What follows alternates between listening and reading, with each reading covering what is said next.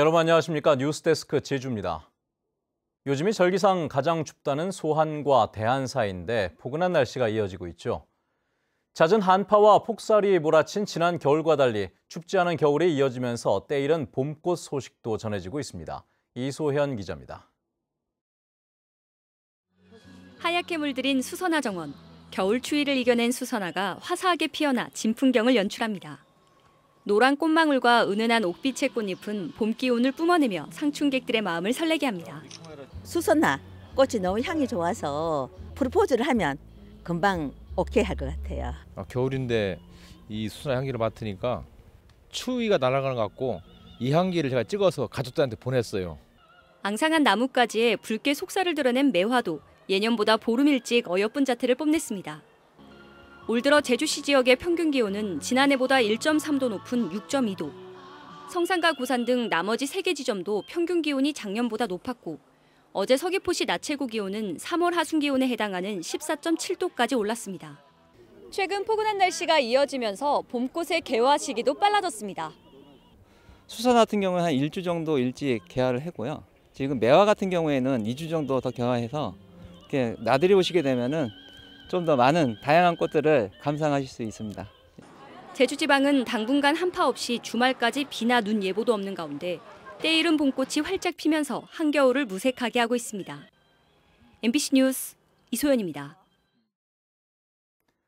네, 감귤은 당뇨병과 비만 예방, 또 피부 노화 방지 등 다양한 효능을 갖고 있다고 알려져 있죠. 그런데 감귤과 마늘에 들어있는 성분이 난자 배양도 촉진시킨다는 연구 결과가 나왔다고 합니다. 김항섭 기자입니다. 돼지 난자에 다양한 첨가제를 넣어 배양하는 연구가 한창입니다. 제주대학교 줄기세포 연구센터가 주목하는 성분은 감귤 껍질에 포함된 베타크립토잔틴과 마늘의 알리신 성분입니다. 이 두 가지 성분을 돼지 난자에 첨가한 결과 난자를 건강하게 만드는 데 큰 도움이 되는 것으로 나타났습니다.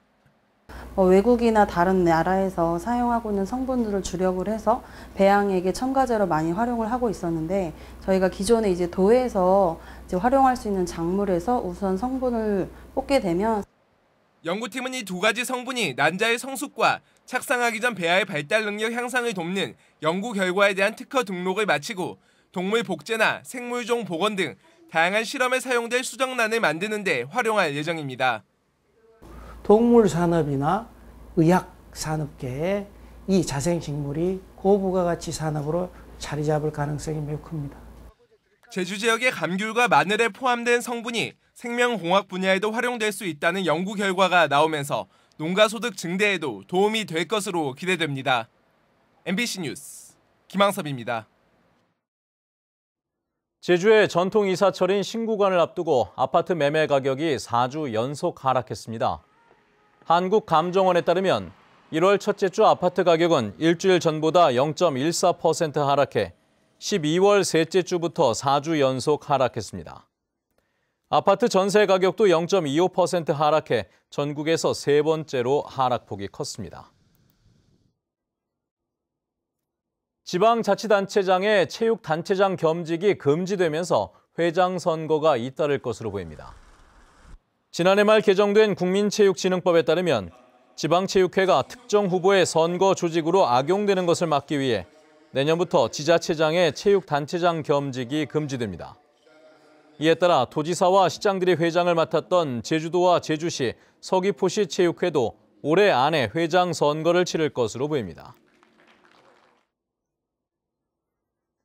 제주시는 올해 재선충에 감염돼 고사하는 소나무가 지난해보다 26% 줄어든 11만 그루로 예상하고 오는 4월까지 18개 산림사업법인을 투입해 고사목 제거 작업을 진행하기로 했습니다.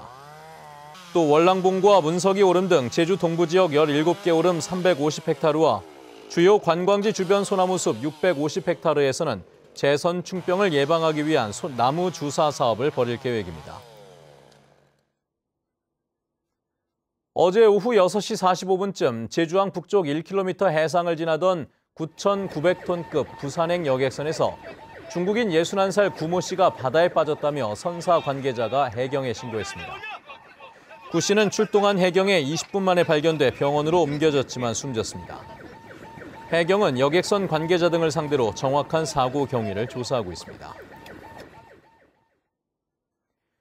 제주에서 65세 이상 고령 운전자의 교통사고가 크게 늘어난 것으로 나타났습니다. 제주지방경찰청에 따르면 지난해 65세 이상 고령 운전자 교통사고는 520여 건으로 5년 전보다 30% 증가했습니다. 고령 운전자의 경우 신체 반응이나 대처 능력이 떨어져 교통사고 위험이 높아지는 것으로 분석되고 있는 가운데 최근 6년 동안 운전 면허를 자진 반납한 고령 운전자는 280여 명으로 집계됐습니다. 일요일인 오늘 제주시방은 오후 들어 대체로 맑은 가운데 낮 최고 기온이 제주시 10도, 서귀포 12.2도의 분포를 보였습니다. 월요일인 내일은 대체로 맑다가 밤에는 다시 구름이 많아지겠고 기온은 오늘과 비슷하겠습니다. 제주시방은 대기가 차차 건조해져 산불 등 화재 예방에 유의해야 하고 바다에는 점차 바람이 강해지고 물결이 높게 일 것으로 예상돼 항해나 조업하는 선박은 주의해 줄 것을 기상청은 당부했습니다. 제주항을 기점으로 하는 여객선 이용객이 감소했습니다. 제주도에 따르면 지난해 11월 말 기준 제주항 기점 여객선 이용객은 123만 7천 명으로 전년 대비 77%에 그쳤고 마라도와 가파도 여객선 이용객도 110만 8천 명으로 79% 수준에 머물렀습니다. 제주도는 제주 방문 관광객 감소와 해상 기상 악화 여파 등으로 여객선 운항 실적이 감소한 것으로 분석했습니다. 전국 최초로 해양 쓰레기를 수거하기 위한 전담 조직이 구성됩니다. 제주도는 연평균 2만 톤가량 발생하는 해양 쓰레기를 체계적으로 수거하기 위해 청정 제주 바다지킴이 152명을 기간제 근로자로 채용하기로 했습니다. 뉴스데스크 제주였습니다. 여러분 고맙습니다.